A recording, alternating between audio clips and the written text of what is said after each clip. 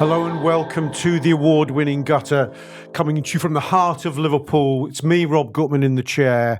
Also, I've got to say a word for our sponsors, Richmond Sausages. and like Richmond's, every Gutter show is indeed a banger, and each transfer rumours sizzles like a lovely Richmond sausage in a pan. Thanks to Richmond, as always. They need to start paying us soon for this, but never mind. Never mind. Just formalities. Yeah. I've got two Joshes to support me in this case, Williams and Sexton. I've got Mo Stewart. I mean, what do you think? When I go into the big meeting with heads at Richmond Sausages, Mo, I mean, what sort of level should we be talking? 1 to 2 Gutter shows a week, bit of video. You know, I'm prepared to sort of inserts in the middle. I actually said to Josh beforehand, I was talking to Jordan about it. We should have a pyramid plate of Richmond sausages. Yeah, I was going to say. In the middle of the table. And we could sort of get like the local cafe place to do us up with some sausage bombs. Really lean into the sausages. We're going to need some for the table. We're going to need also maybe every rumour has to have like a banger rating, like a 4 out of 5 shout, bangers. Nice. Yeah. I mean, there are so many possibilities here. Supplementary brands could get involved, like HP and Big Ketchup. You know, this the thing. Like, it's got to appeal to Richmond as well, and I think you're going in with a lot of appeal for them there. I'd say 7 figures is nothing shy of what you deserve for this, really. I think our demographic. I was talking to about it, Ash before, and George. I think they're big sausage eaters. I do think there's a lot of sausage fellas out there. I had one on the way in here. Sorry, I had the sausage on the way in. Well, there you go. Contributors and subscribers alike love a sausage. Let's talk about football. Let's talk about transfers. Fucking hell. Okay, right. I did a lovely show yesterday with John Gibbons and Neil. John shoehorned the weekend show into being a sort of speculative transfer show about the forwards in the Premier League that Liverpool might buy. I think we concluded that none of them were suitable or something like that, apart from Isak, who we're not getting. So I want to spend most of the show talking about the forward options around Europe mainly, and I'll come on to names in a bit. I want to start, though, with a sort of broader transfer topics that Joycey sort of inspired with a piece last week after the Salah announcement. He said he dropped in a little bombshell that he thought that Liverpool weren't going to go nuts, Josh Williams, this week, this window. And although fans were talking about half a dozen or so signings, that Liverpool didn't expect more than 2 or 3 to come in, says Joycey.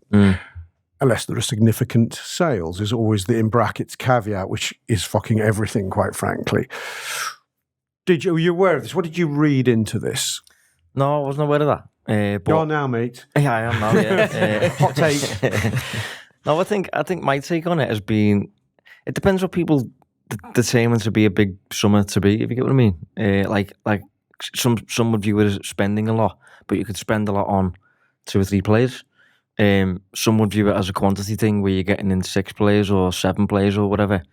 I think Liverpool are in a position to kind of get rid of a lot of deadwood, raise a lot of funds by doing so. And I'm talking like 3rd string players who are raising funds for you, like, you know, Kelleher and players like that, Tsimikas. And I think you probably reinvest that by getting in, I think, 2 starters and maybe a 3rd would be like a backup right back or something like that, or a backup midfield, like a replacement for Endo or someone like that. But I think if you're looking at the starting 11 and you're thinking, you know, how do we improve this starting 11?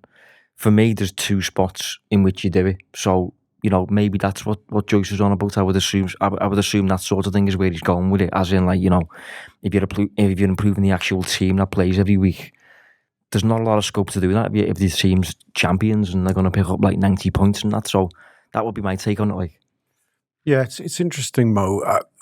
You know, the whole concept of the first 11. I was talking to somebody about how many new faces will actually line up in the team at the start of next season after the summer's work. I mean, notwithstanding injuries, but assuming there's some miracle and no one was injured, how many would we expect to start? I mean, a lot of people go, well, hang on, there isn't a first 11, there's a first 15, first 16. But there are certain players who are in a first 11. They play every week, and there's a few of them. It's okay, it's Alisson, it's Van Dijk, it's probably Konate, it has been Trent Alexander-Arnold, it is Mo Salah, and you can say the 3 midfielders are the first that have played at the weekend are the first 11 midfielders. So What do you expect from Liverpool in terms of getting at that level? 2, they go, you lads are just good enough, we've paid enough for you, we rate you enough that you're going straight in day one. YouTube, press the button, become a member of the Anfield Wrap from the heart of the city of Liverpool. The best way to enjoy all your Liverpool-based videos, everything you need, every single day. It is the Anfield Wrap.